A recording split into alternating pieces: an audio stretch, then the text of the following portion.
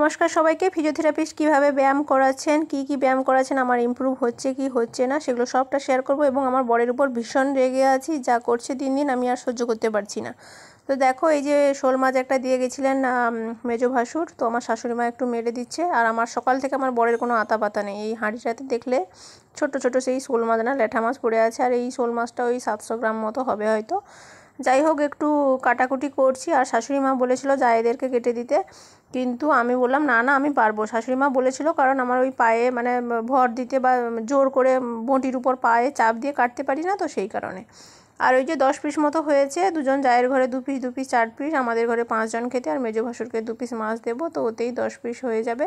মেজো ভাসুর এসে তরকারি নিয়ে যাবে, কারণ ওই শোল মাছটা বড়ও রয়েছে, তো বলেও গেছেন। আর আমরা ফোন করে ডেকে নেবো বলেছিলাম যেদিন কাটবো। তারপরে শাশুড়ি মা ওই যে শাক তুলে এনেছে, শাকের ভাজা করব। আর মেজো ভাসুর ওই পুঁই শাক দিয়ে গেছেন। যাই হোক, আর আজকে এতটাই শরীর মানে অসুস্থ পরপর দিন ধরে চলছে, সে বলার নেই। রান্নাবান্না করতে তো এতটুকু ইচ্ছে নেই আমার, গরমও পড়েছে, আবার মাঝখানে বৃষ্টি হয়। যাই হোক, ওই শাক ভাজা, শাকের আবার পুঁই শাকের একটু তরকারি করেছি, আর মাছের ওই যে ঝোল করেছি, শোল মাছের ঝোল। আর মেজো ভাসুরও তরকারি নিতে এসছেন, একটা বড় দেখে মানে মাথা আর বড় পিসটাই দিয়েছি আর কি, 2 পিস দিয়েছি। আর একটু সেই শাকও দিয়েছি, নিতে চাইছিলেন না, বলছে তোমার ঘরে অল্প করে করেছো, দিতে হবে না। আমি যে হোক একটু দিয়ে দিই। যাই হোক, আর এই রান্না বান্না, তারপরে সবজিও ছিল না, সবজি বাজার করে এনেছে ওই বরবটি, কুমড়ো, পটল, ঢেঁড়স যেরকম হয়, শসা, আম, লিচু টিচু করে। আর তারপরে এমনিতে ব্যাগে আরও সবজি রয়েছে। আরও আমি এমনিতে মানে বলি না সবজি টবজি কী কী আনতে হবে। যাই হোক, এমনিতে আমি বলছি হয় বেগুন আনো, এমনিতে শাক টাক নিয়ে আসে, বেগুন না হলে কোথা থেকে হবে। দিয়ে আবার তোমাদের দাদাভাই গেছিলো বাজারে, তো সেখান থেকে আবার ওই ঝিঙে আর বেগুন এনেছে, আর একটু পকোড়া এনেছে, সন্ধ্যাতে টিফিন করব। আর কেক এনেছে, ছেলেটাও যখন খুশি ইচ্ছে খাবে দাবে। যাই হোক, আর ছেলের তো এখন স্কুল ছুটি, কারণ ওই ভোটের কারণে স্কুল 1 সপ্তাহ ছুটি দিয়েছে। আর একটু মাছের ঝোল করবো রাতে, তাড়াতাড়ি রান্নাবান্না করে নিতে হবে। যাই হোক, পরের দিনে আবার চলে এসেছি। তো পরের দিনে ওই যে কই মাছগুলো ছিল, আমাদের ঘরে শাশুড়ি মা আর শ্বশুরমশাইকে নিয়ে 5 জন খেতে, তো শাশুড়ি মা ওই 5খানা বের করে দিয়েছে। আর 2 জন জায়ের ঘরে মনিকে দিয়েছে 2 পিস। আর ছোটো যা তার বাবার বাড়ি চলে গেছিলো, ওই জন্য তার জন্য এখনও মানে জ্যান্ত করা রয়েছে। আর বেড কভারটা একটু চেঞ্জ করে দিয়েছি, একটু ধোবো ধোবো বলে 2-3 দিন কয়েকদিন বৃষ্টি হয়েছিল, তারপরে আজকে রোদও বেরিয়েছে, ওই জন্য বেড কভারটা পেতে দিয়েছি। ছেলেকে ঘুম থেকে তুলে আবার ছেলে নতুন বিছানা দেখে মানে আরামে সে শুয়ে আছে। যাই হোক, এগুলোকে বালিশ টালিশ রোদে দেবো। তারপরে সেই যে রোদে মানে মাছ কেটেছিলাম, তারপরে আরও সেই ল্যাঠা মাছ, শোল মাছ ছিল, একটা ছোটো দেখে ল্যাঠা মাছ না কি শোল মাছ বের করে দিয়েছিল শাশুড়ি মা, সেগুলোও কেটেছি। আর আমার এখন বলি কি, এগুলো তো ধুয়ে শ্বশুরমশাইয়েরও বেড কভার টভার ধুয়ে রোদে দিয়েছি, বালিশ টালিশগুলো। যাই হোক, তো আমার এখন কি হয় তোমাদেরকে বলি না, যে 10 মিনিটের যে কাজ করতাম এখন আমার 20 মিনিট লাগে। তো তারপরে কি হয়েছে শোনো। তো বরের উপরে রেগে আছি কি কারণে, তো বলি তাহলে শোনো।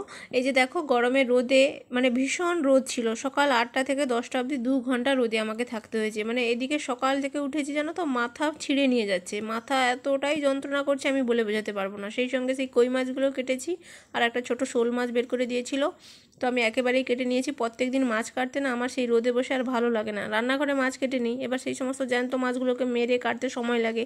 তো সেখানে মাছ কাটতে এখন তো তোমরা জানো, তোমাদেরকে বলি 10 মিনিটের কাজ আমার 20 মিনিট লাগে, 1 ঘন্টার কাজ 2 ঘন্টা লাগে। এই ভাঙা পায়ে, ব্যথা পায়ে ব্যায়াম করতে হয় সকালে 1 ঘন্টা।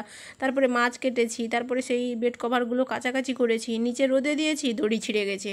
তাকে যে মানে বর যদি ঘরে থাকতো তাকে যে বলবো ছাদে গিয়ে রোদে দিয়ে এসো, ছাদে ওই ওঠানামা করতে রোদে কতটা কষ্ট হয় বলো তো। আর এদিকে মাথা ছিঁড়ে নিয়ে যাচ্ছে, এতটাই রাগ হচ্ছে তো বলে বোঝানো নয়। প্রত্যেক দিন তো সকাল থেকে চলে যাবে, ওই ভোটের কারণে রাজনীতি যে করে, ভোটের কারণে সকাল থেকে চলে যাবে, দুপুর অবধি কোনো আতাপাতা নেই, তোমার ফোন কলও নেই, গাড়িও নিয়ে যায়নি, তোমার চিন্তা হবে না। আবার দেখবে কখনো কখনো ফোনকে রেখে দিয়ে যাচ্ছে, অথচ কোথায় গেছে তার কোনো হদিশ নেই। সকালে খাওয়া দাওয়ারের কথা ছাড়ো, দুপুরে খাওয়া দাওয়ার করার সময় তুমি হয়তো ফোন করবে, বলবে হ্যাঁ যাচ্ছি, আবার দুপুরে খেয়ে দে আবার দেখবে একটু আধ ঘন্টা না রেস্ট নিতে নিতে আবার চলে যাচ্ছে সেই সন্ধ্যা 7টা 8টা অবধি। রাগ হবে কি না বলো। তো এই জন্য বলছি, মানে রাজনীতি চুলোয় পড়ুক, মানে ঘরে থাকলে তো আমি একটা হলেও সুস্থ হয়েছি, তাই বলে কি সে মানুষটাকে আমাকে হেল্প করে দেয় না, যখন থাকে যতক্ষণ থাকে হেল্প করে দেয়। তাই বলে এই ব্যথা পায়ে সে থাকে না, মানে আমাকে যে দাঁড়িয়ে দাঁড়িয়ে জল ভরতে হচ্ছে, দাঁড়িয়ে দাঁড়িয়ে রান্না বান্না, এই মাছ কাটাকাটি, এই কাচাকাচি করা, তারপরে ব্যথা পায়ে কী হবে দিনটা কাটছে বলো তো। মাথা ছিঁড়ে নিয়ে যাচ্ছে, রান্নাবান্না করতে এতটুকুই ইচ্ছে নেই। মাথা যন্ত্রণার উপরে কিছু রান্না করবো না, তাও ওই যে অল্প করে পটল ভাজা করেছি, ভাজাভুজিগুলো অল্প করেই করি। আর শাকও অল্প করে করেছি, কারণ শাক কেউ খায় না, আমি, আমার বর আর একটু শাশুড়ি মাকে দেবো, বাস। আর ওই এই কই মাছের ঝোল করেছি, ঝিঙে আলু পেঁপে দিয়ে জিরা ঝোল করেছি। এটাই সবার আর কি, এই জন্য এটাই বেশি পরিমাণে হয়। এটা কড়াতে বোঝা যাচ্ছে না, নাহলে এটা প্রায় 8-10 জনের মতো, কারণ মাছ ছিল অনেক। দুবেলার করে রান্না করে নিয়েছি, কারণ শরীরটা ভালোও নেই, রাতে রান্নাও করব না। ফিজিওথেরাপিস্ট আসবে, টিউশন পড়িয়ে রান্না করতে ইচ্ছে হয় না, তরকারি রেখে দেবো, রাতে গরম গরম ভাত করে ঝোল দিয়ে খেয়ে নেবো। তো একেবারে রাতে চলে এসেছি, ওই যে কই মাছের ঝোল একটু রেখে দিয়েছি, ওগুলো রাতে গরম করে গরম গরম ভাত করে নিয়েছি, খাওয়া দাওয়া হয়ে যাবে। ওই যে ফিজিওথেরাপিস্ট আসেন বলে ওই টিউশনও বিকেলে পড়িয়ে দিই। এখন বাচ্চাগুলোকে বলি বিকেলে আসতে 4টা থেকে 6টা, 6:30, তারপরে সন্ধ্যা টন্ধ্যা দিয়ে মা ছেলে একটু টিফিন করে খাওয়া দাওয়া করে একটু গোছগাছ করে রান্না বান্না করে নিই। তারপরে যেহেতু উনি 8টা, 8:30টার দিকে আসেন, আর এমনি প্রথমে 5 দিন মতো এসেছিলেন, তারপরে মাঝখানে 3 দিন এসেছিলেন না, ওনার জ্বর হয়েছিল, তারপরে আবার আসছেন আর কি। যাই হোক, এবার উনি এমনিতে হাতে এই ব্যায়ামগুলো করান। এবার এগুলো কিছু দেখানো নয়, আমি যেহেতু এমনিতে মানে ভিডিও বানাই বা ব্লগ ভিডিও বানাই, সবটুকু তো তোমাদের সঙ্গে শেয়ার করি কম বেশি, ওই জন্য টুকটাক করে একটু ভিডিও করে তোমাদের সঙ্গে শেয়ার করে দিলাম আর কি। আর পায়ের এমনিতে যে ওই যে ব্যায়ামগুলো করাচ্ছেন, খুবই মানে যেগুলো আমার পায়ের যেই সমস্যা সেগুলোর যেটাতে কাজে লাগবে উনি সেইভাবে ব্যায়ামগুলো করান। নিজে থেকেই 4 রকমের ব্যায়াম করান 10-15 মিনিট ধরে। তারপরে আমি আরও 10 রকমের আরও আমাকে যে সমস্ত ব্যায়ামগুলো করতে বলেন সেগুলো আমি করি। আর আমাকে এগুলো প্রায় উনি 1 ঘন্টা 10 মিনিট মতো থাকেন, ব্যায়াম করান। আমি নিজে থেকেও করি, তারপরে এমনিতে আমাকে সকালেও মানে নিজে থেকে আমার বাড়িতে আমার একাকে 1 ঘন্টা করে ব্যায়াম করতে হয় আর কি। যাতে সকালবেলা আমি হয়তো 1 ঘন্টা ব্যায়াম করলাম, আর উনি সন্ধ্যেবেলায় এসে 1 ঘন্টা ব্যায়াম করালে দিলে পায়ের ইমপ্রুভও হচ্ছে। আগে আমি হাঁটতাম, হলে পায়ের এখনও সত্যি কথা বলতে ব্যালেন্স আসেনি, ওই জন্য ওটাতে সময়ও লাগবে। আর পাটা একটু ডান দিকে হেলান দিয়ে পড়ে, একটু বাঁকা মতো হয়ে গেছে প্লাস্টার করার পরে। তারপর একটা হয় না, ভাঙা জিনিস জোড়া লাগলে সে একটু তো খুঁত থাকবেই। তারপরে যেহেতু প্রথমে ফিজিওথেরাপিস্ট আরও আগে থেকে করলে ভালো হতো, কিন্তু যিনি ফিজিওথেরাপিস্টকে আমরা ডেকেছিলাম ওনার তো 10 মিনিট এসে মোম লাগিয়ে দিয়ে চলে যেতেন প্রথমে যে ডাকতাম, তারপরে নিজেরা মোম লাগাতে একটু পায়ের ইমপ্রুভ হচ্ছিলো, হাঁটতেও পারছিলাম, কিন্তু একটু সেই বাঁকা হয়ে বা পায়ের পেছনে একটু স্টিক হয়ে থাকতো, ওটা মুভমেন্ট হতো না ঠিকঠাকভাবে। তারপরে ভীষণ গরম টরম পড়লো, ছেলের পরীক্ষা, ছেলের বিভিন্ন প্রতিযোগিতায় তার বাবা তাকে নিয়ে চলে যেত বিকেলবেলা।